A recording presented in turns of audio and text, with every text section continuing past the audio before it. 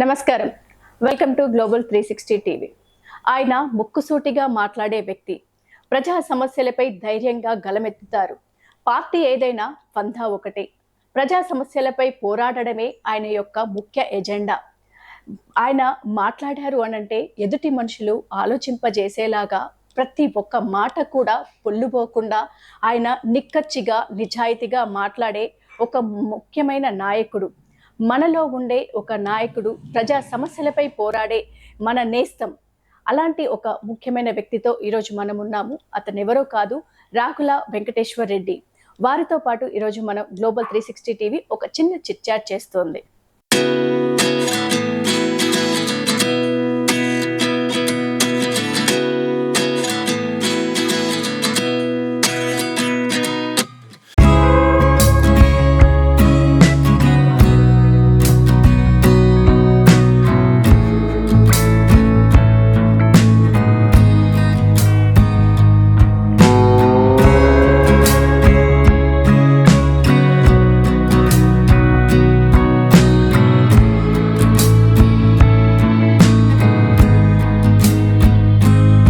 నమస్కారం సార్. నమస్తే అమ్మ.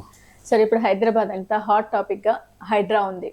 అంటే ముఖ్యమంత్రి ముఖ్య ఉద్దేశం ఏంటి హైడ్రా తీసుకురావడానికి? దీనివల్ల సామాన్య ప్రజలు నష్టపోతున్నారని ఇతర పార్టీల వాళ్ళు ఎంతో అంటే వాళ్ళు విమర్శిస్తూ ఉన్నారు. మరి అలాంటి ఇంత పెద్ద సాహసం చేయడానికి కారణం ఏంటి? వాస్తవంగా ఏ రాష్ట్ర ముఖ్యమంత్రి కూడా ఇంత ధైర్యం చేయాలంటే కొంచెం కష్టమే. ఎందుకనంటే నా ఓట్లు పోతాయేమో, నా సీట్లు పోతాయేమో, ఏమవుతుందని భయపడతారు. కానీ ఎవరో ఒక్కరు దీన్ని అరికట్టకపోతే వర్షాకాలం వస్తే హైదరాబాద్ నిండా మునిగిపోతుంది. ఫ్లైఓవర్లు కట్టినామంటున్నారు, పెద్ద పెద్ద మాల్స్ ఉన్నాయని అంటున్నారు, పెద్ద పెద్ద అవి ఉన్నాయి అంటున్నారు. మరి ప్రకృతికి వర్షం వచ్చినప్పుడు హైదరాబాద్ అల్లాడిపోతుంది. ఒక వయనాడు చూశారు, ఒక కేరళ చూశారు, ఒక అరుణాచల్ ప్రదేశ్ చూశారు. వర్షాలకి ఏ దేవుడిచ్చిన ప్రకృతికి ఎవరు కూడా మనం నిలబడే పరిస్థితి లేదు. ఉన్న చెరువుల్ని కబ్జా పెట్టి, ఉన్న చెరువుల్లో ఇండ్లు కట్టి, ఉన్న దాంట్లోనే పాపం బీద వాళ్ళని మోసం చేసుకుంటూ, రియల్ ఎస్టేట్ పేరు మీద అవినీతి చేసుకుంటూ, ఆఫీసర్లు కూడా లంచగొండులు అవి అన్నీ ఇట్లా వ్యవస్థ భ్రష్టు పట్టించిన టైంలో ఒక రేవంత్ రెడ్డి నాకు ఈ ముఖ్యమంత్రి అయినా చాలు, దీనివల్ల మనం ప్రజలకు ఏదో ఒకటి చేయాలి, ఖచ్చితంగా రాబోయే రోజులలో నెక్స్ట్ జనరేషన్కు ఈ హైడ్రా వల్ల 100% బెనిఫిట్ ఉంటుంది. సపోజ్ ఒక అమెరికాలో ఉన్నాడు, తను కష్టపడి ఒక ₹1,00,00,000 సంపాదించి ఇక్కడ ప్లాట్ కొంటే అది బఫర్ జోన్లో ఉందా, ఎఫ్టీఎల్లో ఉందా తెలియలేని పరిస్థితి ఉంది. కాబట్టి అతను కూడా తెలిస్తే జాగ్రత్త పడతాడు. ఆ డబ్బు కాపాడుకోవడానికి, ఆ డబ్బు సరైనటువంటి ప్లేస్లో పెట్టడానికి కూడా అవకాశాలు ఉంటాయి. అలాగే ఇప్పుడు మనం చూసుకున్నట్లయితే జీహెచ్ఎంసీ, ఇప్పుడు హైడ్రా ముఖ్య ఉద్దేశం హైదరాబాద్లో జీహెచ్ఎంసీ గురించి మీకు మంచి అవగాహన ఉంది. సో దానిపైన జీహెచ్ఎంసీ ప్రస్తుత పరిస్థితి ఏంటి, నెక్స్ట్ ఎలా ఉండబోతుంది? ఎలక్షన్స్ కూడా రాబోతుంది. వాస్తవంగా నేను భారతీయ జనతా పార్టీ కార్పొరేటర్ ఉన్నప్పటి నుండి రోజు సమస్యల మీద పోరాడుతూనే ఉన్నాం, వాస్తవంగా కూడా కొట్లాడుతూనే ఉన్నాం. కానీ ఎక్కడ కూడా జీహెచ్ఎంసీ వ్యవస్థను మొత్తం నాశనం పట్టించారు. దీనికి ముఖ్య కారణాలు ఏంటంటే 15 సంవత్సరాల నుండి ఒక్కొక్క ఆఫీసరు అందులో నాటకపోయిండు, ఎవరు కూడా బయటికి తీసుకోలేని పరిస్థితి ఉంది. వీరు వచ్చిన తర్వాత జిహెచ్ఎంసీలో సమూల మార్పులు జరిగినాయి. మీరు చూడండి, ఏదైతే జోనల్ కమిషనర్స్ ఉన్నారో అందరినీ కూడా యంగ్స్టర్స్ను ఐఏఎస్ ఆఫీసర్లను తీసుకురావడం జరిగింది. అమరపాలి గారు కూడా ఎంతో మంచి పేరు ఉన్నామని తీసుకొచ్చి జిహెచ్ఎంసీలో పెట్టిండ్రంటేనే ఎక్కడొక్కడ మార్పు జరగాలి. ఈ మార్పుతో బయటకు వస్తేనే ప్రజలకు నిత్యావసర ఏవైతే అవి ఉన్నాయో అవన్నీ కూడా ముందు అందుబాటులోకి వస్తాయని చెప్పి జిహెచ్ఎంసీని ప్రక్షాళన చేస్తున్నాడు. అట్లాగే హైడ్రాను కూడా తీసుకొచ్చిన కారణం ఏంటంటే అందరూ పబ్లిక్ ఏమనుకుంటారంటే బీదవాళ్ళు ఇబ్బంది పడుతుంది. నిజంగా కూడా బీదవాళ్ళకు న్యాయం జరగాలంటే హైడ్రాకి సపోర్ట్ చేయాల్సిన అవసరం ఉంది. ఇప్పుడు ఈ హైడ్రా కూల్చివేతల్లో నిర్మాణదారులపైన చర్యలు తీసుకోకుండా ఇల్లు కట్టుకొని పర్మిషన్స్ ఇచ్చిన వాళ్ళని కదా అనాల్సింది అని చెప్పేసి ఇతర పార్టీల వాళ్ళు విమర్శిస్తూ ఉన్నారు. మరి దాన్ని ఎంతవరకు కరెక్ట్ అంటారు? వాస్తవమే. అది ఎవరైతే కొన్నారో అందులో వాళ్ళది ఒక 30% స్వార్థం ఉండొచ్చు. ఏంది తక్కువకు వస్తుందనో, ఆ చెరువుల గురించి పూర్తి అవగాహన లేకపోవడము, లేకపోతే ఎవరేం చేస్తారు కూలగొడతారా, ఒకసారి సున్న వేసినాక కూలగొట్టరు అనే ఉద్దేశం ప్రతి మానవునికి, ప్రతి పీపుల్కి ఉంది. దాని నుండి బయటపడాలంటే ఇప్పుడు ఆఫీసర్లు పార్టీని చేస్తున్నారు, వాళ్ళని కూడా అరెస్టులు చేయడానికి ముందుకెళ్తున్నారు, నోటీసులు ఇస్తున్నారు, నిర్మాణదారుని కూడా వదిలిపెట్టట్లేదు. మీకు కనిపించట్లేదు. ఇవన్నీ ఏంటంటే ఒక ఒక పర్సన్కు నోటీస్ ఇచ్చింది కనిపించదు, ఒక ఎంఆర్ఓకి నోటీస్ ఇచ్చింది కనిపించదు. కానీ ఇంటి ఓనరు సరుకులు తీసుకుపోతుంటే, ఇంటి ఓనర్ బెడ్ తీసుకుపోతుంటే, ఇంటి ఓనరు మంచం తీసుకెళ్తుంటే మాత్రమే కనిపిస్తుంది. కాబట్టి మనం దాని మీద ఫోకస్ చేస్తున్నాం. కానీ సైమల్టేనియస్గా ఆఫీసర్కు నోటీసులు ఇస్తున్నారు, అక్కడ ఉండే నిర్మాణదారుడు ఎవడైతే బాధ్యత వహించాలో వాంతను కూడా బాధ్యత వహించడానికి ట్రై చేస్తున్నారు. కాబట్టి సేమ్ డేనే డబ్బులు తీసుకొచ్చి ఈ ఒక గవర్నమెంట్ డబ్బులు ఇప్పించలేని పరిస్థితి ఉంటుంది. కాబట్టి వీళ్ళందరిపైన యాక్షన్లు తీసుకుంటారు. ఒక రేవంత్ రెడ్డి ఇవన్నీ తీసుకున్నప్పుడు ఇవన్నీ కూడా ఆలోచన చేసి ఉంటాడుగా. జనరల్గా కూడా ఏ ముఖ్యమంత్రి కూడా రాత్రికి రాత్రి మొత్తం ఇట్లా అవుతుందని ఆలోచన చేయరు. వాళ్ళు దీర్ఘకాలికంగా 5 సంవత్సరాలు ఏం జరిగితే ఏమైతే, ఇప్పుడు తిట్టే వాళ్ళు తిడుతూనే ఉంటారు అనేవాళ్ళు అంటారు. కానీ ఎక్కడొక్కడ మార్పు జరగాల్సిందే. నా ఉద్దేశం అయితే పార్టీలకు అతీతంగా, నేను నిన్న స్టడీ టూర్ కూడా పోయించినాం. వాస్తవంగా చెప్పాలంటే డెవలప్మెంట్లో ఎవరైనా కానీ ఏ పార్టీ అయినా కానీ అందరూ సహకరించాల్సిందే. అది సహకరిస్తేనే ఈ సామాన్యునికి న్యాయం జరుగుతుంది. ఎక్కడి నుంటో విలేజ్ నుండి వచ్చి ఒక బతుకు తెరువుకి వచ్చి తర్వాత ఒక పిల్లల స్కూల్ కోసం వచ్చి ఇక్కడ ఇబ్బందులు పడితే ఒక ఇల్లు కట్టుకుంటే ఒక సాఫ్ట్వేర్ ఇంజనీరు 2 లక్షలు నెలకి సంపాదించలేని పరిస్థితి, ఈరోజు ఒక అపార్ట్మెంట్ కొనలేని పరిస్థితికి వచ్చింది హైదరాబాద్లో. ఒకప్పుడు మామూలు పర్సన్ ఊర్లో వ్యవసాయదారుడు కూడా వచ్చి ఒక అపార్ట్మెంట్ కొనే పరిస్థితి, ఈరోజు 2 లక్షలు సంపాదించే అతను కూడా ఒక అపార్ట్మెంట్ కొనలేని పరిస్థితి ఉంటే రేపు రాబోయే రోజులల్లో ఈ ఉద్యోగం ఎంత ఉద్యోగం వచ్చినా ఏం చేయగలుగుతారు? దీనికి అంతటికి కారణం గతంలో ఉన్న ముఖ్య నేతలే అంటారు. అంటే అవినీతి ఎంతగా పాల్పడడానికి వాళ్ళ సహకారం లేనిది, అంటే పైనుంచి మాకు అప్రూవల్స్ వస్తేనే మేము ఏదైనా పర్మిషన్ ఇస్తాం అనేది. అంటే ఇప్పుడు దీనికి కారణం అవినీతి, అంతటికి కారణం జిహెచ్ఎంసీలో అవ్వడానికి గతంలో ఉన్న అధికారులే కారణం అంటారు. ప్రత్యక్షంగా మీకు 2 విషయాలు. నేను కూడా 3.5 సంవత్సరానికి కార్పొరేటర్ ఉన్నా. మీరు ఒక ఇంటికి పర్మిషన్ ఇచ్చారు, మీ కింద వ్యవస్థను పెట్టారు ఇది చూడనీకే. టౌన్ ప్లానింగ్ వ్యవస్థ ఏదైతుందో ఆ వ్యవస్థలో ఇల్లు కట్టాలంటే మినిమం 1 ఇయర్ పడుతుంది. ఒక 2 ఫ్లోర్ల పోర్షన్ కట్టాలంటేనే 1 ఇయర్ మినిమం పడుతుంది. మరి 1 ఇయర్లో నువ్వు పర్మిషన్ ఇచ్చినప్పుడు 2 ఫ్లోర్లు ఇచ్చినావా, 1 ఫ్లోర్ ఇచ్చినావా, 3 ఫ్లోర్లు ఇచ్చినావా అనేది నీ దగ్గర పేపర్ ఉంది. ఆ ఇంటి మీద మానిటరింగ్ చేసి ఆ ఇంటికాడ ఒక సీసీ కెమెరా పెట్టుకొని నువ్వే ట్యాగ్ చేసుకోగలిగితే, ఆ ఇంకో ఫ్లోర్ వేసేటప్పుడు నువ్వు పోయి ఆపగలిగితే ఈ పంచాయతీ ఉంటుందిగా. అది ముఖ్యమంత్రి ఆపడు, ఒక మంత్రి ఆపడు, ఒక కార్పొరేటర్ చాపడు, ఒక ఎమ్మెల్యే చాపడు కదా. ఎవరు ఆపాల్సిన బాధ్యత ఉంది? జీతాలు లక్షల జీతాలు ఇచ్చినప్పుడు పని చేయాల్సిన బాధ్యత కూడా ఎంప్లాయీస్కి ఉంది కదా. వాళ్ళ నిర్లక్ష్యమే ఈరోజు ఈ పరిస్థితి. ఎంప్లాయీసే కరెక్ట్ ఉంటే ఒక ఫ్లోర్ వేయడానికి, ఒక స్లాబ్ టు స్లాబ్ వేయడానికి 40 days పడుతుంది. ఆ 40 daysలో నువ్వు తిరిగితే ఆ స్లాబ్ వేయకుండా ఉంటే మనకి నష్టం కూడా కాదుగా. మొత్తం స్లాబ్ వేసినాక నువ్వు పోయి కూలగొడితే స్లాబ్ పైసలు పోతున్నాయి, తను కూడా నష్టపోతున్నాడు, ఇబ్బంది పడుతున్నాడు. మాలాంటి వాళ్ళం మేము అరే స్లాబ్ వేసుకుంటాం కదా ఉండని అని చెప్పాల్సిన పరిస్థితి వస్తుంది. ఎందుకంటే మన కళ్ళ ముందు ఉంటున్నాడు కాబట్టి. అదే నువ్వు ఆపగలిగితే మాకు బాధనం కాం కదా. నువ్వు చేయలేని తప్పు నీవు డబ్బుల కోసమే ఆలోచన చేసి నీ స్వార్థం కోసం వాళ్ళని కన్స్ట్రక్షన్ చేసినాక నువ్వు ఈ విధంగా చేయడం అయితే కరెక్ట్ కాదు. సో ఇప్పుడైతే మరి కాంగ్రెస్ ప్రభుత్వం వల్ల ఈ రాష్ట్రం బాగుపడుతుందని మీరు అనుకుంటున్నారా? నేను ఒక్కటండి, నేను రేపు రాబోయే రోజులలో జనాలు ఏం ఆలోచన చేస్తారు, ఎంతవరకు ఆలోచన చేస్తారు అనే దానికన్నా ఈరోజు ఎవరో ఒక పనిచేసే నాయకుడు కావాలి. సరే మనమే అంటున్నాం గత ప్రభుత్వాలు అన్యాయం చేసినాయి, లూటు చేసినాయి, మొత్తం కథం పట్టించారు. ఆ లూటి నుండి బయటికి రావాలంటే ఎవరెవరు కట్టడి చేయాలి. ఇలా రేవంత్ రెడ్డిని మీరు చూస్తున్నారు, 8 నెలలు అయింది. ఈ 20,000 కోట్ల రుణమాఫీ ఒకటి చేసిండ్రు, తర్వాత రుణమాఫీ ఇంకొక 17,000 కోట్లు ఏదో చేయాలంటున్నారు. ఏదన్నా చేయనియండి, ఈరోజు హైదరాబాద్లో నివసించే వాళ్ళ కోసం చేయాలంటే ఖచ్చితంగా ధైర్యంగా ఇలాంటి స్టెప్ లేకపోతే హైదరాబాద్ ఇంకో 10 సంవత్సరాల చేతులు ఎవరి చేతులు ఉండదండి. మాదక ద్రవ్యాలకు అలవాటు అయిపోతుంది. ఇలా మీరు చూస్తున్నారు 9 నెలల పబ్బులలో గొడవలు బంద్ అయినాయి, అబ్జర్వ్ చేస్తున్నారు ఎవరన్నా?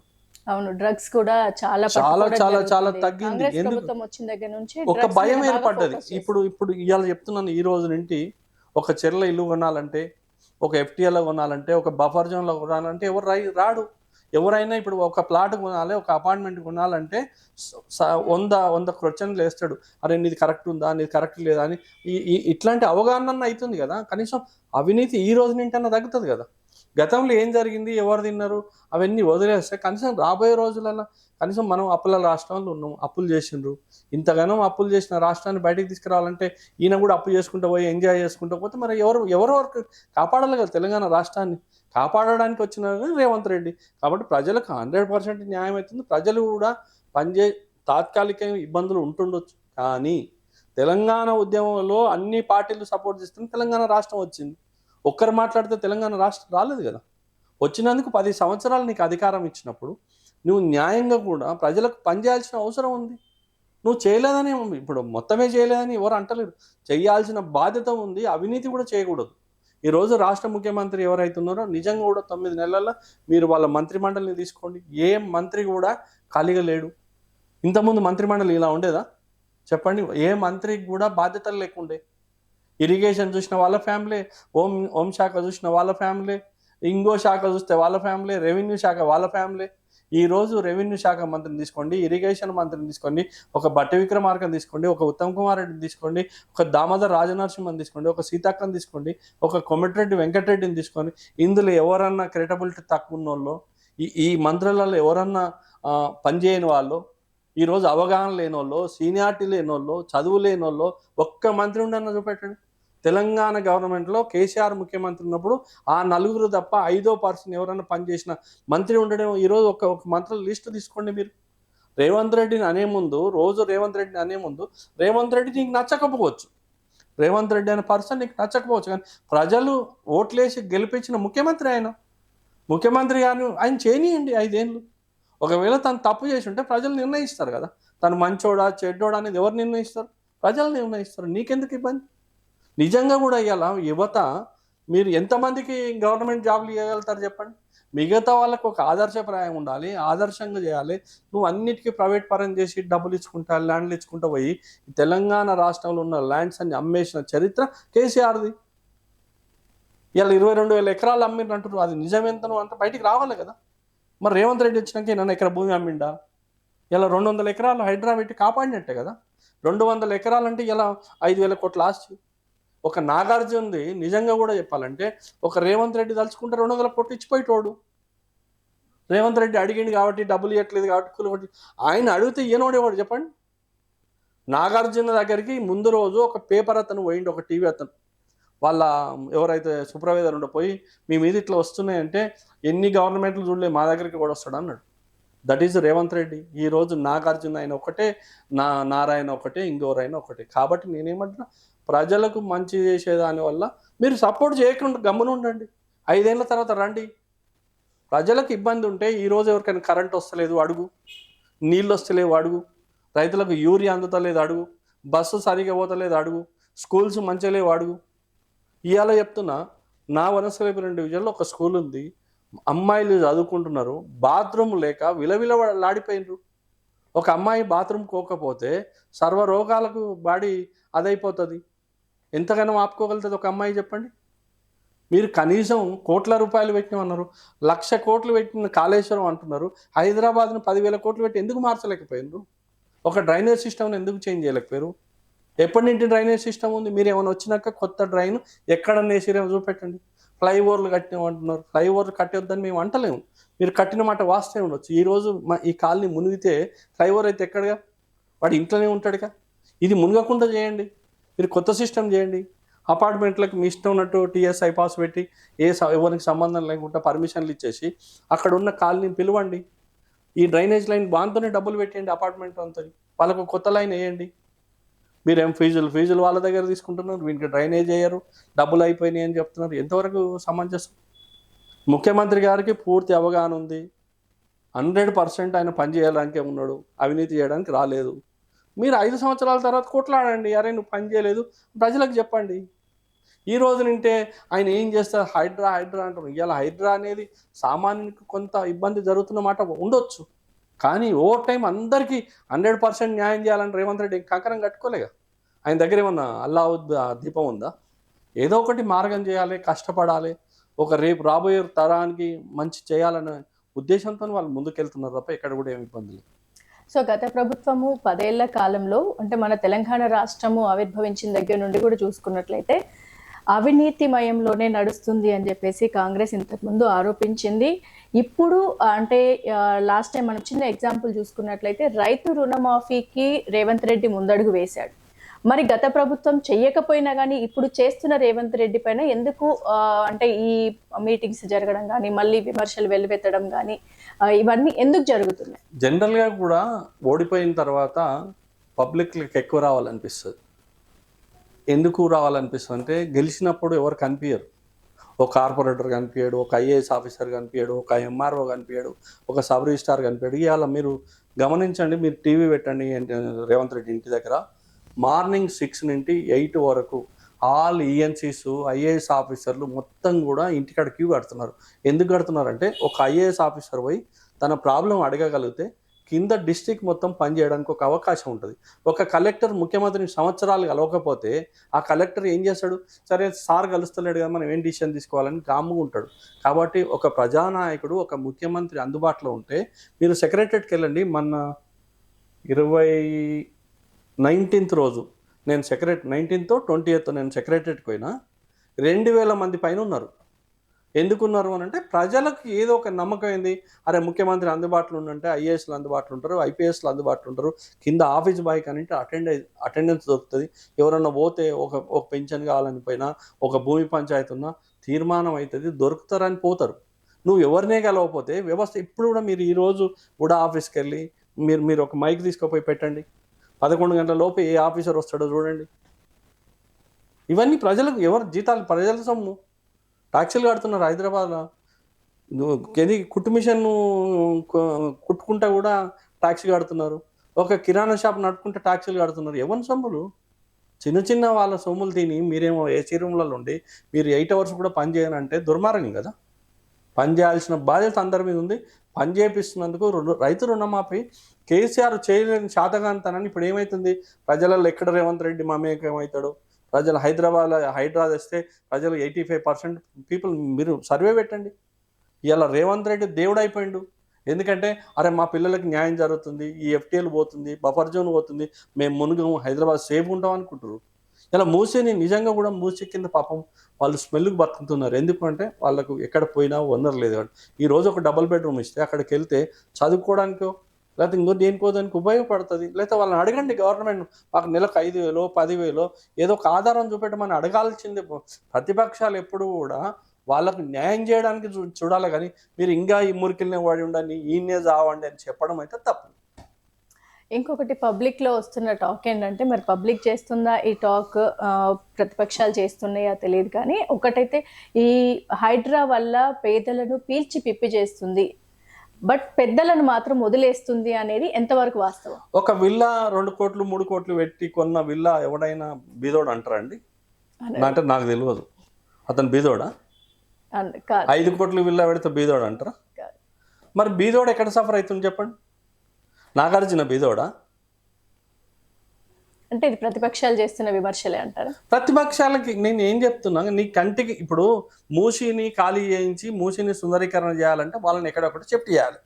షిఫ్ట్ చేసి మంచిగా డబుల్ బెడ్రూమ్ ఇచ్చి మంచిగా చూసుకుంటావు, నీ పిల్లలకు చదువు చెప్తావు, నీ పిల్లలు గవర్నమెంట్ స్కూల్లో జాయిన్ చేస్తావని నువ్వు కొట్లాడు. కావాలంటే అరే వీళ్ళకు చదువు చెప్పి ఫ్రీ అని అడుగు, లేకపోతే హాస్పిటల్లో వీళ్ళకు కార్డు ఇవ్వమని అడుగు, హెల్త్ కార్డు ఫ్రీగా ఇవ్వమని అను. అది కాదు, ఎంతసేపు ఈ మురికిల్నే వడిసావు, వాళ్ళు ఈయనే ఉండని అనే హక్కు ఎక్కడిది నీకు?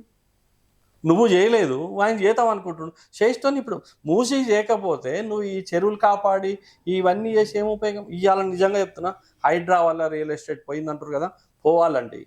ఇంకా 10 సంవత్సరాలు సామాన్యునికి అందుబాటులో లేకుండా పోయింది, విచ్చలవిడితనం అయింది. ఏ గవర్నమెంట్ వస్తే మాకేంది, మేము పైసలు పెడితే ముఖ్యమంత్రి అయిన వింటాడు, మంత్రి అయిన వింటాడు అనే కాడికి వచ్చింది.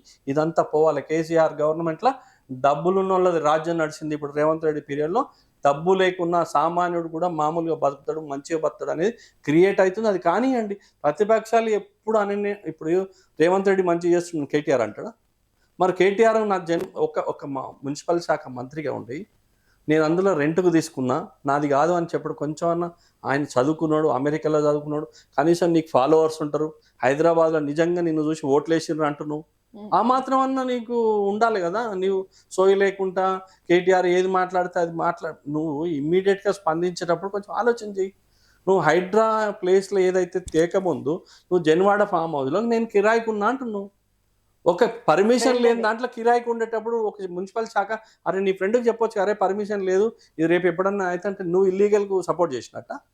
నీ ఫ్రెండ్కి చెప్పొచ్చు కదా, నీ ఫ్రెండే అంటున్నావు కదా, నీ ఫ్రెండ్కి చెప్పు ఎందుకు మరి అందులో ఉన్నావు అంటే నువ్వు తప్పుకు సహకరించినట్ట. నాది కాదు కొలగొట్టుకో అంటే నువ్వు ఇండైరెక్ట్గా ఏం చెప్తున్నావు, తప్పు నువ్వు ఎంకరేజ్ చేస్తున్నావు. నేనేమంటారు ఎవరొక్కరైతే ఎక్కడొక్కడ దీన్ని చేయాల్సిన బాధ్యత ఉంది. కేటీఆర్ చేయాల్సింది, ఎవరు చేద్దానా? 10 సంవత్సరాలు నిన్ను ఎవరైనా వద్దన్నారా? నిజంగా కూడా పాపం ఆ చాదరేటు మూసి వాళ్ళను నువ్వు తీసుకపోయి ఇప్పుడు కూడా చెప్తున్నా ఆడనే డబుల్ ఫ్లోర్ వేసి ట్రిపుల్ ఫ్లోర్ వేసి కట్టి ఎవరైనా వద్దంటారా? నేను ఎవరు ఆపలేక 10 ఏళ్ళు చేయనియండి. రేవంత్ రెడ్డిని ఏం చేస్తాడో చూద్దాం. ప్రజలకు న్యాయం అవుతుంది. ఇప్పుడు నిజంగా కూడా వీళ్ళు కూడా తిడుతున్నారు మీడియాల ముందు, ఏమేమి బ్యాడ్ లాంగ్వేజెస్ మాట్లాడు. నేనేమో వాళ్ళకి టైం ఇవ్వండి, రాత్రి వచ్చి నేనేమి ఇబ్బంది పెడతలేరు కదా. నిజంగా కూడా ఏ ఇల్లు కూడా నోటీస్ ఇవ్వకుండా కులగొట్టలేదు, ఇది ఎవరిని కనిపించట్లేదు. నోటీస్ ఇచ్చారని ఎవడని చెప్తాడా? నేను తప్పు చేసినని ఎవరన్నా ఒప్పుకుంటారా? కాబట్టి జనాలు అనడం ప్రతిపక్ష నాయకుడిగా ఎవరైనా మాట్లాడతారు. మేము చూడలేదా ప్రతిపక్ష నాయకుడు? మేము మాట్లాడతలేమో. బట్ ప్రతిపక్షంలో ఉన్నా విపక్షంలో ఉన్నా కాంగ్రెస్లో ఉన్నా ఎనీ పార్టీ ఇవాళ మేము ఇండోర్ టూర్ పోయినాం, జిహెచ్ఎంసీకి వెళ్ళి స్టడీ టూరు. నిజంగా ప్రజల భాగస్వామ్యం ఉంటే ఎంత డెవలప్ అవుతుందానికి ఉదాహరణ ఇండోర్ సిటీ. 7 సార్లు వాళ్ళకు ఉత్తమ స్టేట్ అవార్డు వచ్చింది. ఎందుకు వస్తుంది? పని చేస్తేనే వచ్చింది. అక్కడ నువ్వు ₹1,00,000 పెనాల్టీ వేస్తే ఏ పార్టీ వాడు అడగడానికి లేదు. ఈడ ఇప్పుడు ఫోన్లు చేసి టీఆర్ఎస్ వన్కేసిను, కాంగ్రెస్ వన్కేసిను, బీజేపీ ఇవన్నీ ఎందుకు? బీజేపీ వాడు కాంగ్రెస్ వాడేంది? తప్పు చేస్తే తప్పేవాడు, బీజేపీ వాడు అని ఉండని, కాంగ్రెస్ వాడు అని ఉండని, టీఆర్ఎస్ అని ఉండని. పని చేసేటోని మనం ఎంకరేజ్ చేయకపోతే నిజంగా కూడా హైదరాబాద్లో 9 నెలల నుండి డ్రగ్స్ తగ్గింది అంటే నీ పిల్లలు బాగుపడ్డట్టేగా, యూత్ బాగుపడ్డట్టేగా, నీ ఫ్యామిలీ అందులోకి వెళ్ళి బయటకు వచ్చినట్టేగా. ఒక పిల్లాడు డ్రగ్కి అలవాటు అయితే 20 ఏళ్ళు పెంచిన పిల్లాడు డ్రగ్కి అలవాటు ఆ తల్లిదండ్రి పరిస్థితి ఏంది?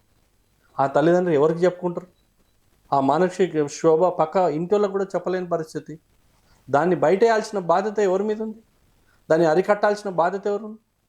పబ్ అంటే ఎవరు పోతున్నారు పబ్కి చెప్పండి? విచ్చలవిడి డబ్బులు ఉన్నోళ్ళు వ్యసనానికి అలవాటు అయినరు. వాళ్ళని చూసి సామాన్యుడు ఖరాబ్ అవుతున్నాడు. కాబట్టి వాళ్ళని మార్చాలంటేనే ఈ డ్రగ్స్ కంట్రోల్కి తీసుకొచ్చింది. ఒక్కొక్కటి రాత్రి 5 ఏళ్ళల్లో అయిపోలే కదా టైం. రైతు రుణమాఫీ కూడా వాస్తవంగా చెప్పాలంటే 2 లక్షల పైన కూడా రుణమాఫీ ఉంది. కొందరికి 2,50,000 ఉన్నాయి, 3 లక్షలు ఉన్నాయి. వాళ్ళకి అర్థమవుతలేదు. వాళ్ళు పోయి ఆ డబ్బులు కట్టుకుంటే ఈ 2 లక్షల రుణమాఫీ రేవంత్ రెడ్డి గ్యారంటీ చేస్తాడు. నేను ఇవాళ ముఖ్యమంత్రి గారికి మీ టీవీ వేదికగా ఒక్కటైతే చెప్పదలుచుకున్నా, హైదరాబాద్లో ఫ్రీ వాటర్ ఎవ్వరు అడుగుతలేరు. నిజంగా కూడా చెప్పాలంటే మీరు ఫ్రీ వాటర్ కేటీఆర్ తెచ్చిన పాపమో మీ దుర్మార్గమో తెలియదు కానీ ఇవాళ వాటర్ వర్క్స్ బోర్డులో రూపాయలు లేవు. ఒక పని చేయాలంటే, ఒక నల్లా పని చేయాలన్నా, ఒక నీళ్ళకు లైన్ వేయాలన్నా డబ్బులు లేవు. కాబట్టి రేవంత్ రెడ్డి గారు ఆలోచన చేసి దీన్ని నిజంగా కూడా వాటర్ బోర్డును కూడా సమీకరణంగా మార్చకపోతే రేపు రాబోయే రోజులలో చాలా ఇబ్బంది పడతారు. అలాగే ఇప్పుడు అంటే మీరు ముక్కుసూటితనంగా మాట్లాడుతున్నారు, ధైర్యంగా ఏదైనా ప్రశ్నించగలుగుతారు అనేది పబ్లిక్లో ఉన్న ఒక టాక్. అంటే దానికి గల కారణం ఏంటి? మీరు రేవంత్ రెడ్డి గారిని చూసుకొని ఇంత ధైర్యంగా మీరు మాట్లాడగలుగుతున్నారు? వాస్తవం కూడా రేవంత్ రెడ్డి గారు మా పక్క విలేజ్. నేను వారిని 2001 నుండి కూడా నాకు పరిచయాలు ఉన్నాయి. నాకేమీ అట్లేమీ లేదు. కానీ నాకు ఎన్ని పార్టీల కన్నా నేను ఈరోజు కూడా చెప్తున్నా, రేపు కార్పొరేటర్ ఉండొచ్చు, ఉండకపోవచ్చు. మనకు వచ్చిన అవకాశాన్ని ప్రజలకు పనిచేయాలి. ఆ వచ్చిన అవకాశం డబ్బుల కోసమో లగ్జరీ లైఫ్ కోసమో అలవాటైతే మనం కూడా దానికి ఎడిక్ట్ అవుతామని చెప్పి నేను ఒక్కడిని, అందరు కార్పొరేటర్లు ఉన్నారా లేరంటే నాకు సంబంధం లేదు. నాకు కావాల్సిన పని ఆఫీసర్తో మంచి ఉండి పని తీసుకోవడం. ఏ గవర్నమెంట్ అని కూడా నువ్వు కేటీఆర్ని కూడా పోయి నేను ఈ ఫ్లైఓవర్ ఓపెన్ అన్న మాకు ఈ రోడ్ ఈ లైట్ అని అడిగిన చరిత్ర నాది. నేను పార్టీ మారలేదు. ఒకరోజు ఈ ఫ్లైఓవర్ లింగోజిగూడ ఫ్లైఓవర్ ఓపెనింగ్కి వస్తే నేను రేవంత్ రెడ్డి గారు నన్ను గుర్తుపడతారు కాబట్టి వారితో నేను లంచ్ కూడా చేసిన లాస్ట్ టైం అన్ని జిహెచ్ఎంసీ గురించి కూడా నన్ను అడిగితే నేను పార్టీలకు అతీతంగా అన్న ఇది మోసమవుతుంది, జిహెచ్ఎంసీలో కొంచెం ఇబ్బంది ఉంది, మీరు చేంజ్ చేస్తే చేంజ్ చేయొచ్చనా, యాజ్ ఏ ఎంపీగా కూడా మీరు మాట్లాడవచ్చు అని చెప్పిన నేను. కాబట్టి ఆ ఉద్దేశంలో నాకు కావాల్సిన డెవలప్మెంటే తప్ప పార్టీలు ఏదన్నా ఉండనండి. ఒక్కసారి గెలిచిన తర్వాత ఈ భారతదేశం నరేంద్ర మోడీ గారిని మేము కలిసినప్పుడు ఒకటే మాట అన్నాడు ఆయన, గెలిచిన తర్వాత పార్టీలతో పని లేదు, మనం కావాల్సింది ప్రజలకు సేవ చేయాలి. ఆయన ఎన్ని గంటలకు లేస్తామని అడుగుతున్నారు, మార్నింగ్ లేవాలి, ఎప్పుడు పని చేయాలి, ఫ్యామిలీ అనేది ఇంపార్టెన్స్ కన్నా పబ్లిక్ లైఫ్లోకి వచ్చినప్పుడు పబ్లిక్లో పనిచేసి న్యాయంగా ఉండమని చెప్పిన భారతీయ జనతా పార్టీ కూడా తప్పు మాట్లాడితే ఎవరేం చేస్తారు? ఇవాళ ఇదే ఆదిత్య యోగి బుల్లోజర్ పెట్టిండు స్టేట్ను బాగా చేస్తుందని అంటారు. మరి రేవంత్ రెడ్డి పెట్టంగానేమో రేవంత్ రెడ్డిని తిడుతున్నారు. ఎంతవరకు కరెక్ట్? ఎంతసేపు అంటే పక్కన వాళ్ళు చేసేది కనిపిస్తుంది కానీ మన ఇంట్లో అంటే పొరిగింటి పుల్లకూర రుచి అనే తత్వంలో మనది మనకు కనిపించకుండా అప్పుడు అతన్ని ఆదిత్యనాథ్ని కూడా మీరు కూడా అంటున్నారు కదా, రాజా సింగ్ అన్నాడు, కిషన్ రెడ్డి గారు అన్నారు, ఇంకోరు అన్నారు, అరే మా బుల్లోజర్ వస్తుంది, మా బుల్లోజర్ దింపుతాం, మా డోజర్ దింపుతాం అన్న వాళ్ళు మరి దింపిన వాళ్ళని ఎందుకు ఎంకరేజ్ చేస్తలేరు?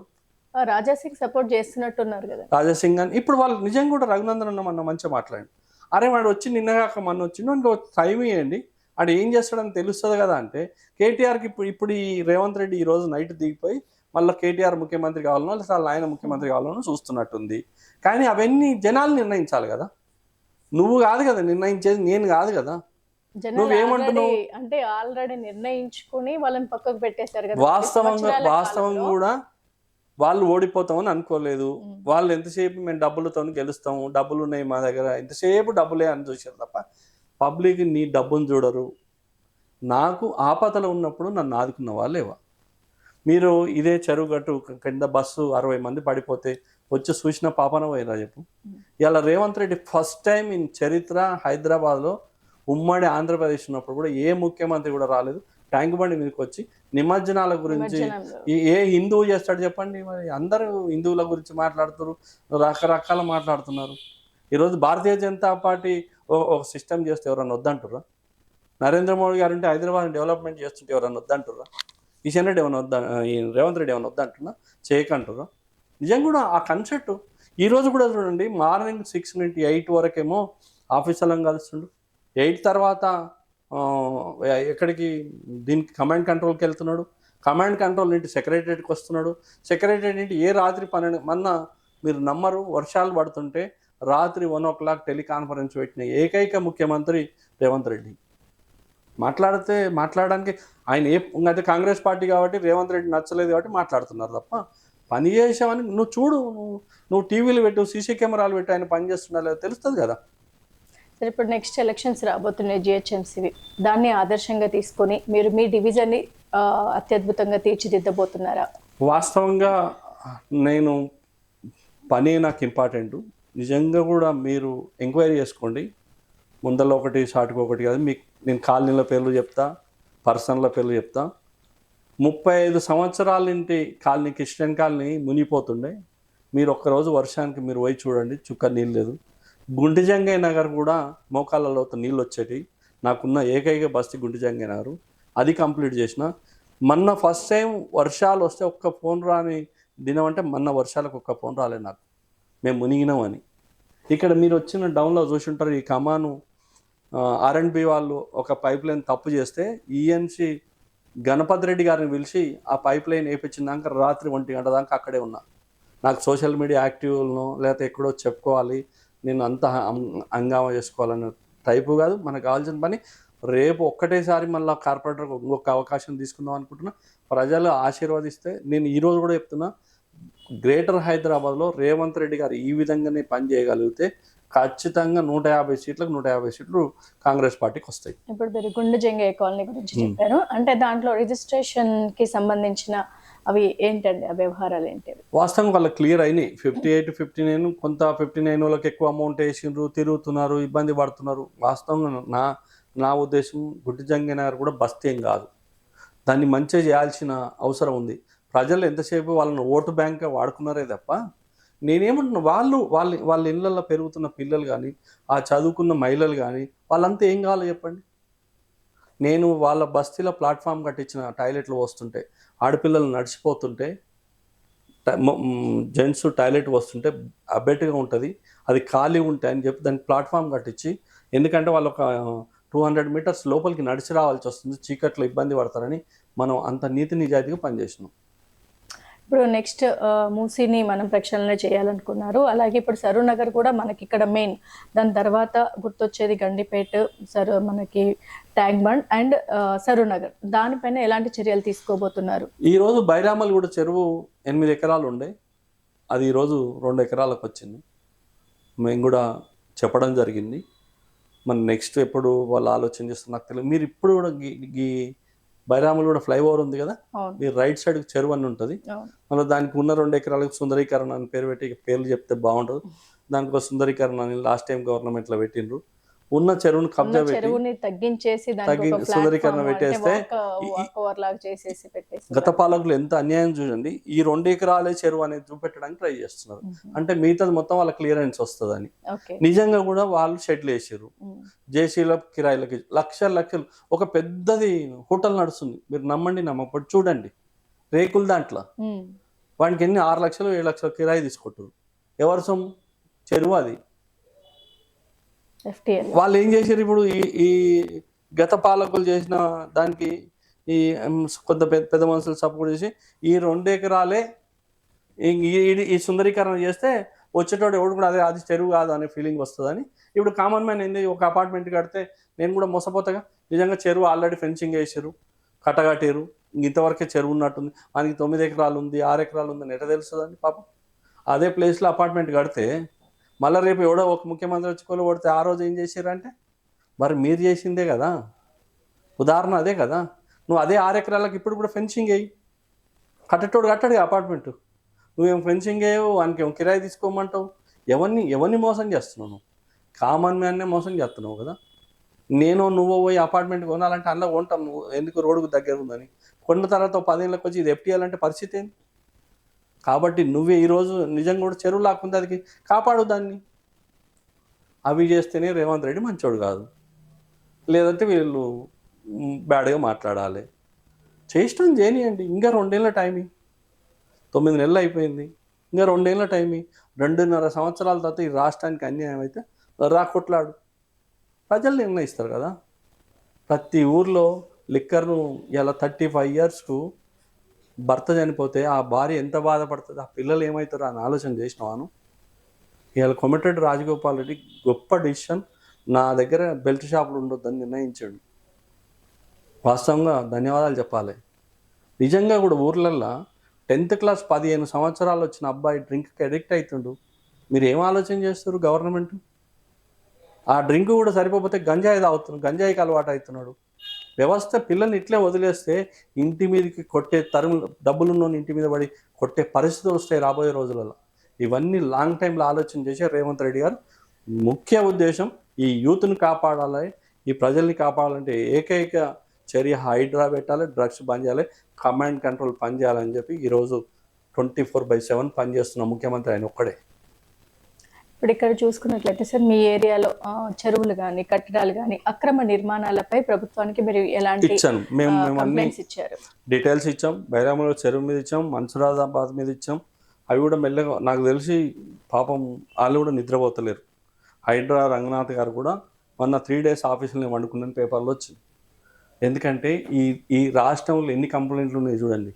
సామాన్యుడు కూడా బాధపడుతున్నాడు కానీ చెప్పలేకపోతున్నాడు. ఒక అపార్ట్మెంట్ 2 కోట్లు పెట్టి అపార్ట్మెంట్కి కొంటే వానికి వచ్చే 2 లక్షల రూపాయల జీతం వాని లైఫ్ లాంగ్ బ్యాంక్ ఈఎంఐ కట్టడానికి సరిపోతుంది. వాడు ఎట్లా లైఫ్ ఎంజాయ్ చేస్తాడు చెప్పండి?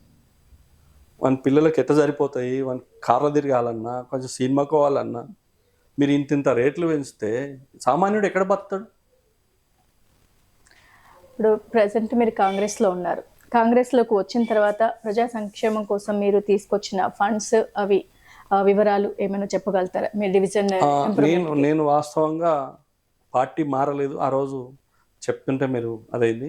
ఫ్లైఓవర్ ఓపెనింగ్కి వస్తే అన్న అంటే నన్ను గుర్తుపట్టి పిలిచి ఏంది వెంకట్ అని అంటే, అన్న 2 కోట్లు ఇస్తే 14 కాలనీలకు రోడ్ అన్న ఆగిపోయింది, ఇబ్బంది ఉంది, బడ్జెట్ లేదని అంటున్నారు, ఇబ్బంది పడుతున్నాను నేనంటే అప్పటిదప్పుడు 2-4 రోజులు వెనకనే నిలబడి ఉండే, ఇక్కడ రా అని చెప్పి పిలిచి ఏందో అంటే, లేదు నేను ఆల్రెడీ సార్కి పోయొచ్చినాను, అది ఈజీ చూపించిన చాలా ఇబ్బంది పడుతున్నారంటే పాపం సాయంత్రం వరకు నాకు ఆయన పని ఏందో చేసి నాకు ఫోన్ చేయమని చెప్తే ఆ 17th రోజు పార్లమెంటు నోటిఫికేషన్ వస్తుందని చెప్పి 14వ తారీఖు నాడు నాకు 2 కోట్ల రూపాయలు శాంక్షన్ చేస్తే ఒక్కటే అనుకున్నా, మనకి ఏదన్నా కానీ కొందరు అంటున్నారు రేవంత్ రెడ్డి దగ్గర డబ్బులు తీసుకున్నాడనో, లేకపోతే కాంగ్రెస్ పార్టీకి పోతే డబ్బులు తీసుకున్నాడనో, రకరకాల మాటలు మాట్లాడుతున్నాడు. కానీ ఆ, ఏమీ ఆశించకుండానే మీరు బీజేపీ నుండి కాంగ్రెస్ లోకి వచ్చారా అనే వాదనలు అయితే వినిపిస్తుంది. నాకు ఒకటే నచ్చింది, నాకు పాత పరిచయం కూడా ఉంది. ఆ రోజు నేను అడిగితే, నేను భారతీయ జనతా పార్టీ కార్పొరేటర్ జనరల్గా కూడా 3.5 సంవత్సరాలలో కేసీఆర్ ఏ కార్పొరేటర్ని ఏ ఇనాగ్రేషన్ పిలవలే. నేను ఇలా ఓపెన్ చెప్తున్నా. ఎందుకు చెప్తున్నా అంటే, నేను ఆ రోజు నాకు రాదు అది లింగోజ్ కూడా, అయినా నేను పోతే భారతీయ జనతా పార్టీ కార్పొరేటర్ను ఒక ముఖ్యమంత్రి మాట్లాడి పని చూడమన్నాడు అంటే నాకు అక్కడ నచ్చింది ఒకటి. ఆ 2 కోట్ల రూపాయలు ఆ పని ఈరోజు మీరు చూడండి లైవ్లో పని నడుస్తుంది. 17th రోజు పార్లమెంటు ఏదైతే వస్తుందో, ఆయన నేను పార్టీ మారమని నన్ను అడగలే. వాస్తవం కూడా ఆ రోజుకు నేను పార్టీ మారుతాను నాకు కూడా ఆలోచన తెలియదు. నాకు అరే 2 కోట్ల రూపాయలు నాకు శాంక్షన్ చేసిండు, నిజం కూడా పనులు అవుతున్నాయి, 3.5 సంవత్సరాల నుంచి ఇబ్బంది పడుతున్నాం, సరే రేపు రాబోయే రోజులు ఏమవుతుందో ఏమో కానీ ఈ 1.5 year అన్న పని చేసుకుందామని కాంగ్రెస్లోకి పోయినాం తప్ప ఆయన ఇచ్చే డబ్బులు కానీ లేకపోతే ఆశపడో ఇంకోటో మీరు ఎవరైనా ఎంక్వైరీ చేసుకోండి. ఈరోజు నేను కార్పొరేటర్గా 3.5 సంవత్సరాలు అయిపోయింది. ఎక్కడన్నా ఒక ఇంటి దగ్గర ఒక ఛాయనన్న తాగినాం అడగండి. ఎందుకు అనంటే వాళ్ళు ఇచ్చే 5,000 10,000 మనం తింటే ఆయన గృహప్రవేశానికి పోతే 100 మందికి చెప్తారు అరే పలానా కార్పొరేటర్కి డబ్బులు ఇచ్చినామని. ఆ నీతి నిజాయితీతో బతకాలనే ఆలోచనలో ఉన్నా. నేను ఈరోజు కూడా ఫైనాన్షియల్గా ఇబ్బందుల్లో ఉన్నా కానీ ఎక్కడ కూడా నేను రూపాయి అవినీతి చేయలేదు. ఇది జిట్టా రాజశేఖర్ రెడ్డి గారి పరిస్థితి ఏంటండి? దానిపైన మీరు ఎలాంటి చర్యలు తీసుకోవాలి? వాస్తవంగా 2016లో నాకు టీఆర్ఎస్ పార్టీలో టికెట్ అనౌన్స్ అయింది.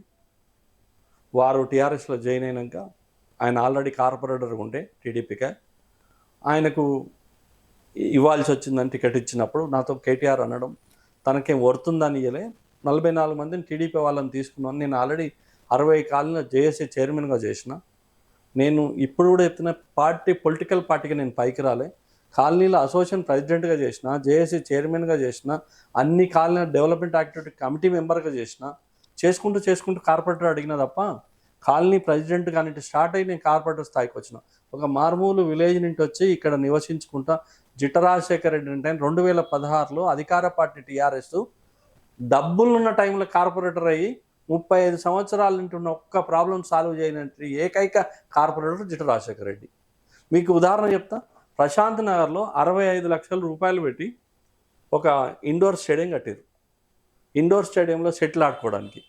ఎప్పుడు కూడా గవర్నమెంట్ కట్టింది ఆన్లైన్లో పెడితే ఎవరైనా అప్లికేషన్ పెట్టుకుంటే వాళ్ళ తన ఫీజు వసూలు చేసి వాళ్ళని ఆడడానికి అలాట్ చేస్తారు. కానీ 65 లక్షల రూపాయలు పెట్టి కట్టించి 5 సంవత్సరాలు తన ఫ్రెండ్స్కి ఇచ్చుకొని నేను గెలిచిన 1 year కూడా తాళం చేతి ఇవ్వకపోతే ఎక్కడెక్కడో తిరిగినాం.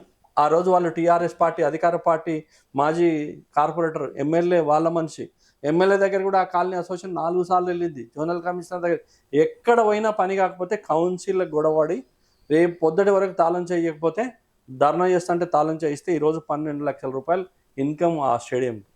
నన్ను కూడా వచ్చి అడిగిరు నెలకింత ఇస్తాం మాకు ఇచ్చేయమనంటే అసలు నేను నథింగ్ డూయింగ్, అది ప్రజలకు పోవాల్సిందే, ఆన్లైన్ పడాల్సిందని ఆన్లైన్ పెట్టించిన. మీరు కావాలంటే ఓపెన్ చేసి చూసుకోండి. ప్రశాంత్ నగర్ ఇండోర్ స్టేడియం ఆన్లైన్లో కొడితే ఓపెన్ అవుతుందో లేదు, ఎంత అమౌంట్ వస్తుందో చెక్ చేసుకోండి. ఓకే, అంటే మొత్తం ఆన్లైన్ లో అంటే క్లియర్ షీట్ అయితే అక్కడ ఉంది. అక్రమాలు జరగకుండా అన్యాయం లేకుండా ప్రజలకి కనిపించేలాగా ప్రతి సమస్య పైన కానీ ప్రతి ఖర్చు కూడా అక్కడ కనిపిస్తూ ఉంటది. 100% వాళ్ళకి ఆ 12 లక్షలతో రోడ్ వేయడానికి అవకాశం ఉంటుంది. ఆ 12 లక్షలతో లైట్ వేయడానికి అవకాశం ఉంటుంది. నువ్వు 12 లక్షలు నీ ఫ్రెండ్స్ జేబులకు పోయినాయి అనుకో, అవి ఎవరి పైసలు ఎవరు తిన్నట్టు?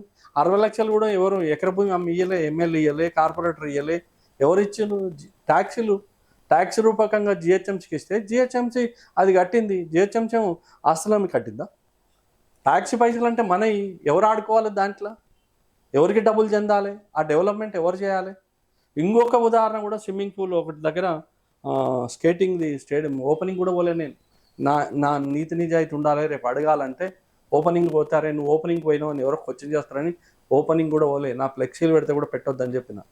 అంత నీతి నిజాయితీ ఉండాలని నిర్ణయించుకున్నా కాబట్టి ఈరోజు ప్రజలకు ఎవరన్నా నా వెనక ఎవరు తిరగకపోని, నా వెనక ఎవరు లేకపోని, కానీ అభివృద్ధిని ఆపను, ఆ కాలనీ సేవ చేయాల్సి వస్తే 100% పనిచేస్తాం. అలాగే ఇప్పుడు మనం ఇక్కడ చూసుకున్నట్లయితే రైతు బజార్ వాళ్ళకు కూడా చిరు వ్యాపారులు, వాళ్ళు చిన్న చిన్న వ్యాపారాలు చేసుకునే వాళ్ళవి కూడా అక్కడ నుండి మనము అవి తొలగించారు, నిర్మాణాలన్నీ కూడా తొలగించారు. మరి వారికి ఇంకేదైనా సదుపాయాలు కలిగించేలాగా మీరు ఏర్పాట్లు చేస్తున్నారా? వాస్తవంగా మీరు ఎంక్వైరీ చేసుకోవచ్చు. నేను గెలిచిన నెలకో 2 నెలలకో రైతు బజార్ దగ్గరికి పోయినా. వాళ్ళు రోజుకు ₹100 డబ్బాలకు ఇచ్చేది. అక్కడ పార్కింగ్ జాగా లేదు, కానీ పార్కింగ్ టెండర్ పిలిచి పార్కింగ్ ఫీజు వసూలు చేశారు. అక్కడికి ఎవరైనా కస్టమర్ వచ్చి రైతు బజార్కి పోవాలన్నా, పండ్లు కొనాలన్నా బండి రోడ్డు మీద పెట్టేటప్పుడు ట్రాఫిక్ వాళ్ళు వచ్చి చాలన్స్ వేస్తున్నారు. దీనికి మార్గం చూపించాలి మనం, మంచిది కాదు ఇది అని చెప్పి ఏం చేసిన, అక్కడ ఉన్న టెండర్ వేయకుండా చేసిన, పార్కింగ్ టెండర్ వేయకుండా చేసిన. పార్కింగ్ టెండర్ ఎంత ఎంత అవినీతి తెలుసా అండి. వాళ్ళకి 5 లక్షలు 4 లక్షలు కట్టి టెండర్ తెచ్చుకుంటారు. వీళ్ళ దగ్గర పర్ డే ₹100. మీరు ఇప్పుడు మైక్ పెట్టండి వాళ్ళకి పోయి, పర్ డే ₹100 కలెక్షన్ చేశారు. పెద్ద బండి అయితే 200 చేసారు, ఇంకా పెద్ద బండి అయితే 250 చేసారు. ₹100 తక్కువ అయితే ఏమని చేయలే. ఈవెన్ పూల్లోని వదిలిపెట్టలే, పనిలోని వదిలిపెట్టలే. దాన్ని ఫస్ట్ నిర్మూలించింది నేను. వాళ్ళకి ఏం చెప్పిన అంటే, మీరు రైతు బజార్కు జనాలు వస్తేనే మీకు మార్కెట్ నడుస్తుంది. రైతు బజార్కు జనాలు రాకపోతే మీ దగ్గర కూడా కొన్నిటోళ్ళు తక్కువ అవుతారు అంటే వాళ్ళు ఇన్లే, వాళ్ళలో వాళ్ళు గొడవలు పడి వాళ్ళు పంచాయతీలు పెట్టుకొని ఇంత కాడికి వచ్చింది. కానీ వాస్తవంగా నేను ఆ రోజు చెప్పిందే వాళ్ళు ఇన్ని ఉంటే ఈ పరిస్థితి రాకపోతుంటే పొద్దున వచ్చారు, 200-300 మంది వచ్చారు. నేను వాళ్ళకు కూడా ఒకటే మాట చెప్పిన, నా శక్తి సరిపోతుందా సరిపోతుందో తెలియదు, కానీ నేను మండే రోజు కమిషనర్ గారి దగ్గరికి వెళ్తున్నా. వాళ్ళ కోసం ఖచ్చితంగా న్యాయంగా వాళ్ళకి ఏమన్నా మార్గం చూపించి ఎక్కడో ఒక ప్లేస్ చూపించి వాళ్ళు అమ్ముకోవడానికి. ఎందుకంటే వాళ్ళ పిల్లలు ఉన్నారు, చదువులు మధ్యలో ఆగిపోతాయి, వాళ్ళ ఫీజులు కట్టుకోవాలి. కాబట్టి న్యాయమైన కోరికనే కాబట్టి వాళ్ళ గురించి కూడా నేను కమిషనర్ గ్యారెంటీ అడుగుతాను. సో ఇప్పుడు రైతు బజార్ సమస్యలు అటు ఉంచితే, ఇప్పుడు మీరు చెప్పినట్లుగా వాటికి పరిష్కారం చూపిస్తానన్నారు.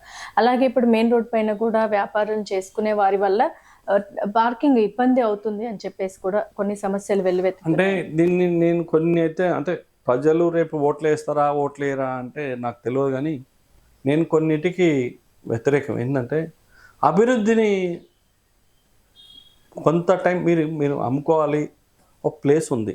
నిజంగా రోజుకు హైదరాబాద్లో జనాభా పెరుగుతుంది. ట్రాఫిక్ జామ్ అయితే, వర్షం పడితే ట్రాఫిక్ జామ్ అయితే ముఖ్యమంత్రిని మనమే తిడుతున్నాం, ట్రాఫిక్ జామ్ అయితే కార్పొరేటర్ని మనమే తిడుతున్నాం. వర్షం నీళ్ళు వస్తే లీడర్, నిజంగా చెప్పండి, లీడర్ని ఏజే తిట్టేస్తున్నారు. మరి మనం పాటించాలి కదా అంటున్నాం. నువ్వు కనీసం 10% అయినా పాటించు. నువ్వు బండి వెనకెట్టుకో. వీడు ఏంది రోడ్ ఈడు ఉంటే, ఇప్పుడు మీరు ఆర్టీసీ కాలనీ, ఇక్కడ కాలనీ వాళ్ళు ఇప్పటిదాకా పిలిస్తే పోయినా వాడు టిఫిన్ సెంటర్ పెట్టుకుండు. టిఫిన్ మన షట్టర్లో పెట్టుకుంటే ఈ బండి పోయి షట్టర్ కాడకు పెట్టుకుంటే ట్రాఫిక్ కాదు. మన షట్టర్ కానంటే 5 ఫీట్లు మళ్ళీ రేకులు వేసిండు, వేసి ఇడ్లీలు ఆడ చేస్తుండు. ఈ 5 ఫీట్లు పోయి మళ్ళీ 5 ఫీట్లు బండిడ పెడుతుండు. అంటే 15 ఫీట్లు పోయినాక రోడ్ల వాడు ఎట్లా ట్రాఫిక్ జామ్ కాకుంటుంది. రేపు అది ఊలగొట్టినాం అనుకోండి, ఆ హోటల్ అరే చిరు వ్యాపారం మీద దౌర్జన్యం చేసిరు అంటారు. ఎవరు చిరు వ్యాపారం చెప్పండి, ఇంట్లో ఎక్కడ న్యాయం చెప్పండి ఇది? మరి రోజు ఇబ్బంది పడుతున్నారు ఆడ. మరి నీకు చెప్తున్నావు, నువ్వు అరే నీ షట్టర్ వరకు నువ్వు పెట్టుకో. షట్టర్ కాడ బండి అవుతే కనీసం 5 ఫీట్ల ట్రాఫిక్ అయినా జామ్ కాదు కదా. నువ్వు 5 ఫీట్ల రేకులు ముందుకు వస్తావు, డ్రైనేజీ ఇందులోనే వదిలిపెడతావు, చెత్త అంతా ఇంట్లోనే వదిలిపెడతావు, ఒక డబ్బా పెట్టుకోవు, నువ్వేమి కట్టుకోవు. సో మళ్ళీ రేపు ఎవడన్నా వచ్చి ఆ చిరు వ్యాపారి ఎట్లయితాడు? ఎవరన్నా చిరు వ్యాపారిని రోడ్డు మీద అమ్ముకుంటూ తీసేస్తలేరు కదా. నువ్వు ఎంకరేజ్మెంట్ అవుతావు, రోడ్డు మీదకి జరుగుతావు, నీ బండి తీసుకొచ్చావు సగం రోడ్డు మీద పెడతావు. నీ కారు వస్తే టిఫిన్ తీసుకపోయి, ఇక్కడ కారు వస్తే 10 ఫీట్లు పోతుంది. మరి ఎక్కడ ఎట్లా పోవాలి? ఆఫీస్కి పోయే టైం ఉంటుంది, అంబులెన్స్కి పోయే టైం ఉంటుంది, ఓరోరు ఎమర్జెన్సీలో పోయే టైం ఉంటుంది. ఎట్లా ఎవరు మెయింటైన్ చేయాలి? ఇవన్నీ ముఖ్యమంత్రి వస్తాడా? ఇవన్నీ మెయింటైన్ చేయడానికి ఆఫీసర్, నువ్వు పోయి ఆయనకి చెప్పి ఆయన తీసేయాల్సిన బాధ్యత ఆఫీసర్ మీద ఉంది. ఇలా 8 లక్షల రూపాయలు ఇస్తే సాఫ్ట్వేర్ నౌకరి 8 గంటలు పనిచేస్తుంది. ఇలా ఈ గవర్నమెంట్ ఎంప్లాయీకి ఎవరికి ₹1,00,000 తక్కువ చూపెట్టండి. నువ్వు 8 గంటలు ఎందుకు పనిచేయవు? నువ్వు పనిచేయి 8 గంటలు. నువ్వు 10 o'clock సీట్లకు రా, 6 గంటలకు వెళ్ళిపో. ఈ 8 గంటలు న్యాయంగా పనిచేయి. కొంత 30% న్యాయం చేయి, 30% పని చేయి. ఎందుకు పని కాదో చూడండి. రాజకీయాలతో పని ఏంది నీకు? ఆఫీసర్ రేవంత్ రెడ్డి రోజు నిన్ను చూస్తాడా సీసీ కెమెరాలు పెట్టి? నువ్వు పని చేస్తున్న వాళ్ళేనా నీకు ఉండాలి. మీకు ఒక ఫైల్ కదలడానికి 30 days టైం. వాడు తలుచుకుంటే ఒకటే రోజే చేస్తాడు, లేకపోతే 30 రోజు చేస్తాడు. అంటే ఈ 30 రోజుల క్రూషియల్ పీరియడ్ ఎందుకు పెట్టుకున్నారు? డబ్బుల కోసం పెట్టుకున్నారా? అంటే డబ్బులు ఇస్తేనే పని చేస్తామని తెలిసిపోతుంది అంతే కదా. మరి ఎందుకు డబ్బులు ఇవ్వాలి? అంటే మెయిన్ గా ముఖ్యంగా కూడా చూసుకున్నట్లయితే గవర్నమెంట్ ఆఫీసర్స్ ఎవరైనా సరే ఒక పని చేయడానికి నెలలు తిప్పించడాలు కానీ ఇప్పుడు హాస్పిటల్స్లో కూడా అంతే. డాక్టర్స్కి ఉన్న పేషెన్సీ ఇక్కడ వీళ్ళకు ఉండదు. అటెండర్స్ అంటే అక్కడ పనిచేసే వర్కర్స్కి ఉండదు. ఇక్కడ గవర్నమెంట్ ఉద్యోగాలు చేసే వాళ్ళైతే మరీ ప్రజలని విసిగించి వేసారేలాగా చేస్తున్నారు. దానిపైన ఏమైనా మార్పులు చేర్పులు చేసే అవకాశం నేనేమంటున్నాను, ఇప్పుడు కూడా చెప్తున్నా, గవర్నమెంట్ ఎంప్లాయీస్కి అసోసియేషన్స్ ఉన్నాయి. మరి మీ అసోసియేషన్ వాళ్ళు ఒక ఎంప్లాయీ మంచిగా చెప్పితే అవినీతి చేస్తుంటే మీరు ముందుకు ఎందుకు రావట్లేదు? వీని తీసేయమని, అరే వీడు ఇంతగానో అవినీతి చేస్తుండు వీని తీసేయమని ఎందుకు అనట్లేదు? మీ అసోసియేషన్స్ ఉన్నాయి ఎందుకు? ముఖ్యమంత్రి గారు అసోసియేషన్లకు ఇంత గౌరవం ఇస్తున్నాడు. ఎన్ని ముఖ్యమంత్రి ఉండని, ముఖ్యమంత్రి గారు నీకు ఇంత సపోర్ట్ చేసినప్పుడు నువ్వు వాడు అవినీతి చేస్తే వాడిని తీసేయమని నువ్వు అసోసియేషన్ లెటర్ ఇయ్యి. మీకు జస్ట్ ఉదాహరణ మమతకు ఒక జోనల్ కమిషనర్కు 2 లక్షల దాకానే వస్తాయి శాలరీ. ఒక కారు, సర్వెంట్లు, డ్రైవరు, నువ్వు ఉండడానికి సకల మర్యాదలు, నీ 2 లక్షల ట్యాక్స్ పైసలు, నువ్వు 3 గంటలే పనిచేస్తా, నేను యూనియన్లో పనిచేస్తా అని నువ్వు అంటే ఎంతవరకు కరెక్టు? నువ్వు రోజు మార్నింగ్ లేచి నీ డ్యూటీ అందులో ఉంది. జీవోలా జిహెచ్ఎంసీ యాక్ట్ తయారు చేసినప్పుడు జిహెచ్ఎంసీ యాక్ట్లో ఉంది జోనల్ కమిషనర్ షుడ్ బి గ్రౌండ్లో ఉండాలని. ఎక్కడ పోతున్నావు? ఏ జోనల్ కమిషనర్ పోతున్నావు చూపెట్టండి. నువ్వు ఎందుకు డ్యూటీ చేయవు? నీ యూనియన్ ఉంటే సాయంత్రం పూట పెట్టుకో నీ యూనియన్. రోజు యూనియన్ పేరు చెప్పి యూనియన్లో పనులు ఉన్నాయని చెప్పి నువ్వు జోనల్ కమిషనర్గా పని చేయకుండా ఒక్కరోజు నాకు ఇలా పని ఉంది, నేను జోనల్ కమిషనర్ కలవాలి, నువ్వు ఇలా అందుబాటులో నువ్వు ఎవరిని కలవాలి? నువ్వు ఉండాల్సిన బాధ్యత నీది. నీకు గవర్నమెంట్ సపోర్ట్ ఉంది, కేటీఆర్ సపోర్ట్ ఉందని తమాజ్ చేసినావు. తెల్లారా తీసేసిండు రేవంత్ రెడ్డి. ఏమైంది ఇలా అందరిని ఐఏఎస్లను వేసిండు. మీరు చూడండి, ఏ జోనల్ ఆఫీస్కి పోయినా అందుబాటులో ఉంటారు, మాట్లాడుతున్నారు వాళ్ళు. నీకు పని చేయకపోవడం ఒక ఎత్తు, కలవడం ఒక ఎత్తు. నేను కలవను పని చేయను అంటే అది ఎంతవరకు న్యాయబద్ధం? నీకు ఇచ్చే డబ్బులు 2.5 లక్షల రూపాయలు. నువ్వు ఏసీ కానీ, రూమ్ కానీ, చైర్ కానీ, నీ కారు కానీ, నీ డ్రైవర్ కానీ ట్యాక్స్ డబ్బులు అవి. ఎవరికి నువ్వు కామన్ మ్యాన్కి ఎవరికి డబ్బులు ఇస్తలేవు కదా, నువ్వు జీతం ఇస్తా. అంటే మనకి ముందు నుండి ఉన్న సామెతనే కదండి, యథా రాజా తదా ప్రజ అని. అంటే పైన మనకు పాలించేవాడు కరెక్ట్ గా ఉన్నట్లయితే కింద వారి మరి పాలించే రేవంత్ రెడ్డి దొరికిండు కదా, అందుకని ఇప్పుడు వాళ్ళకి బాధ అవుతున్నట్టు. బాధలు అయితే రేపంటే రేవంత్ రెడ్డిని ఆఫీసర్లు కూడా తిడతారు, వీడు పొద్దునకి ఏం పని లేదు, వీడు సెక్రటరీ వచ్చి కూర్చుంటుండు రోజు, మాకు ఇబ్బంది అవుతుందని అంటారు. ఇప్పుడు సెక్రటరీ కూర్చునే దానివల్ల ప్రజలకు చాలా మేలు జరుగుతుంది. అది ఇప్పుడు నేనేమంటున్నా అంటే దీర్ఘకాలికంగా తొలిగిపోతాయి తప్ప తాత్కాలికంగా ఇబ్బందులు అవుతుండొచ్చు. రేపు జనరేషన్లో ఆ ప్రభుత్వం అలా అలవాటు చేసింది వారి కింద ఉన్న అధికారులకి. ఇప్పుడు రేవంత్ రెడ్డి గారు దాన్ని కొత్తగా అంటే పనిలో భాగంగానే వారు అభివృద్ధి ధ్యేయంగా పెట్టుకున్నారు కాబట్టి ప్రతి ఒక్కరు కూడా ప్రయత్నిస్తేనే తెలంగాణ అభివృద్ధి చెందుతుంది అనే ప్రయత్నంలో రేవంత్ రెడ్డి ఉన్నారంటారు. పైన గవర్నమెంట్ ఒక ఐఏఎస్ ఆఫీసర్ నీతో అవసరం ఉంటే నువ్వు నా క్యాంప్ ఆఫీస్కి రమ్మన్నాడే తప్ప, అరే నేను నీ దగ్గరికి వస్తున్నా సెక్రటరీలో కూర్చుంటా నువ్వు రా అని చెప్పలేగా. ఒక ఐఏఎస్ని పిలిస్తే ఐఏఎస్ఏ పోవాలి. ఒక పేపర్ మర్చిపోయింది అనుకో, సెక్రటరీకి ఫోన్ చేసే టైం ఇయ్యాడు ఈయన ముఖ్యమంత్రి. మరి వాడు ఎన్ని చెప్పగలుగుతాడు? ఈడు ఉండనుకో టక్కున సెక్రటరీని పిలుస్తాడు, అరే నిన్న ఫైల్ ఏమైంది, ఆ ఫైల్ ఎందుకు ఆగింది అని చెప్పగలుగుతాడు. నువ్వు ఏమో క్యాంప్ ఆఫీసులో ఉంటివి, లేకపోతే ప్రగతి భవన్లో ఉంటివి, నీకు వచ్చి ఎవడు కలవాలి నేనేమో కేటీఆర్కి ఇంత తెలివి ఉంది, ఇన్ని మాట్లాడుతున్నాడు, ఇంత చేస్తున్నాడు, నువ్వు గ్రౌండ్లో తిరుగు, నీకు తెలుస్తే. ఈరోజు కూడా చెప్తున్న డ్రైనేజీ సమస్యలు ఎందుకు ఉన్నాయి? మీరు ఇంత చేసారు, తెలంగాణ రాష్ట్రం బంగారు తెలంగాణ అన్నారు, అన్నీ యాక్సెప్ట్ చేద్దాం. నువ్వు హైదరాబాద్లో ఏ కాలనీ కన్నా తెచ్చుకో, పాత డ్రైనేజీని ఉన్న మార్చిండ్రా. 2001, 2002, 2003, 2004 నుండి 2009 వరకు డ్రైనేజీలు అయిన మాట వాస్తవం. 2009 తర్వాత ఒక్క కొత్త డ్రైనేజ్ చేయలేదు. ఆ రోజు 80 ఇండ్లు ఉన్నాయి, ఈరోజు 200 ఇండ్లు అయినాయి. ఈరోజు 200, 700 ఇండ్లు అయినాయి. మా కాలనీ 650 ఫ్లాట్లు. ఆ రోజు 70, నేను ఇల్లు కట్టినాడు 2001 ఇల్లు కడుతున్నాడు 48 ఫ్లాట్లు. ఇవాళ 580 అయినాయి. 580కి అదే డ్రైనేజ్ ఉంది, మరి ఎట్లా సరిపోతుంది? నీ ఆలోచన చెయ్యి. నువ్వు ఎందుకు స్టాంప్ వాటర్ వేసండి? పాపం ఇంకోటి ఎంత బ్యాడ్ అంటే, మరి వాళ్ళకు నిజంగా పాపమా మంచిగా తెలియదు నాకు, కానీ ఎస్సీలను పైకి తీసుకురావాలని ఒక రిజర్వేషన్ పెట్టి రోడ్లు వాళ్ళకి ఇచ్చిన మాట 20 లక్షల వరకు వాళ్ళకి ఇచ్చినావు. ఒక రోడ్ వేసిరు వాళ్ళు, సరే వాళ్ళ ఫ్రెండ్స్ కలిసి వాళ్ళ చుట్టాలో బామార్దులో కలిపి 20 లక్షలు తెచ్చుకున్నారు.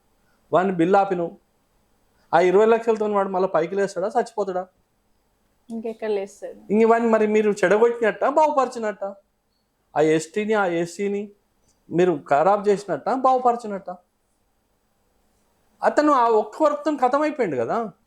మళ్ళీ ఫ్యూచర్లో వాడు ఏమైనా ధైర్యం చేయాలంటే వానికి ఫ్రెండ్ సపోర్ట్ చేస్తారా? వాని అత్తమామ సపోర్ట్ చేస్తారా? తల్లిదండ్రులు సపోర్ట్ చేస్తారా? ఎట్లా నువ్వు ఏం ఆలోచన చేసినావు?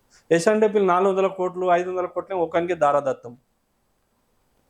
వాడికి వచ్చిందా రాలేదో ఎవడు అడగడు. సామాన్యుడు 20 లక్షల బిల్లు కూడా నువ్వు ఇవ్వలేని పరిస్థితి వస్తే వాడు ఏం కావాలి? వానికి టెండర్ కూడా పెట్టింది 20 లక్షలకే. వాడు పాపం తిప్పలవాడు 1 కోటి రూపాయల వర్కులు చేస్తే 5 రోడ్లు వేస్తే వాడిని రోడ్ల పైసలు ఆపినావు 6 నెలలు. ₹1 2 వడ్డీ, నెలకు 2 లక్షల రూపాయలు ఏడ తెచ్చి కడతాడు చెప్పండి? నీకు వచ్చే లాభం ఏంది? నీకు ఇచ్చే ఆ పర్సంటేజ్ వెళ్ళింది. అట్లా అని చెప్పి ఏ ఒక్క కాంట్రాక్టర్ దగ్గర సింగిల్ పైసా అడిగిన పాపాన పోలే నేను. అంటే ఇవన్నీ జరుగుతున్నాయి. ఇవన్నిటిని మార్చాల్సిన బాధ్యత రేవంత్ రెడ్డి గారికి చెప్పి మార్పిస్తారంటే నాకు తెలియదు, కానీ ఇవన్నీ జరుగుతున్నాయి. ఇవన్నీ పోవాలి. పాప ప్రక్షాళన కావాలంటే ఎక్కడొక్కడ మార్పు కావాలి. నన్ను కూడా తిడతారండి. తిట్టని వాళ్ళు ఎవ్వరు ఉండరు. ఎంతన్నా మంచిగా తిడతారు. మీరు బాగా గమనించండి. ఒక లైట్ ఒక రోడ్డు ఖరాబ్ అయితే ఆ రోజే చూసి ఉంటాడు అతను, కానీ మనకు ఫోన్ చేసేటప్పుడు 5 రోజుల నుంచి లైట్ వస్తలేదని చెప్తాడు. తన ఇంటెన్షన్ ఏంటంటే తొందరగా వేయిస్తారండి. కాబట్టి ఇవన్నీ సమాజంలో సహజమే. ప్రతిపక్షాలు తిట్టడమే అధికార పక్షం పనిచేయడం. ఏమంటే కేటీఆర్ లాకను కేసీఆర్ లాకను మంత్రిమండలి లేదు ఈరోజు. ఒక్కొక్కరు నిష్ణాతులు ఉండరు. ఎంత ఎడ్యుకేటెడ్ ఉన్నారు చూడండి. దామోదర్ రాజనరసింహ ఏంది, బట్టి విక్రమార్క గారు ఏంది, సీతక్క ఏంది, కోమటిరెడ్డి వెంకటరెడ్డి ఏంది, ఉత్తర్ కుమార్ ఏంది, శ్రీధర్ బాబు గారు ఏంది. ఒక్క మంత్రి ఈయన పని చేస్తలేడు, ఇలా ఫీల్డ్లో తిరుగుతలేడు అని చూపెట్టండి. ఎవరన్నా టీవీలో ముందుకు వస్తుర్రా? ఒక్క విలేకరుల సమావేశం పెడుతుర్రా? పొద్దున్న లేసే కుక్క తిరుగుతురాళ్ళు. ఎందుకు? నువ్వు ఆగం చేసినావు. ఒక రోడ్డు అడిగితే వేయలేని పరిస్థితి, ఒక లైట్ అడిగితే వేయలేని పరిస్థితి.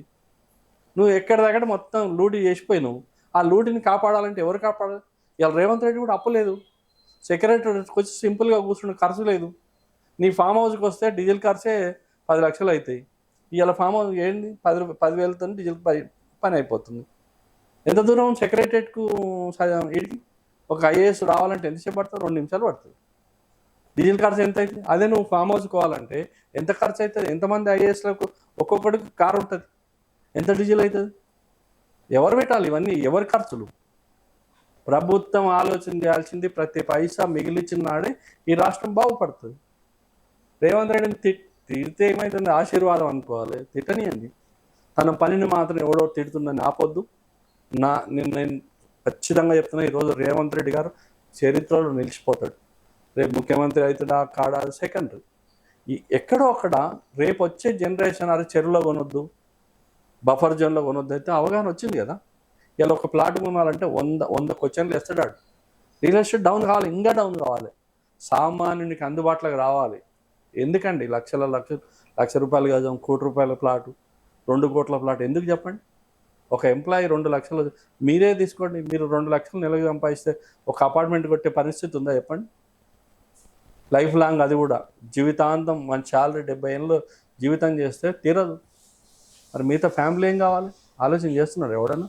ఎందుకు కోట్ల రూపాయలు అందేసి ఒక భయం లేకుండా డబ్బు ఉంది, కేసీఆర్ మాకేం చేస్తాడు, కేటీఆర్ అని మీరు వదిలేసారు. ఇలా రేవంత్ రెడ్డి దగ్గర అది లేదు.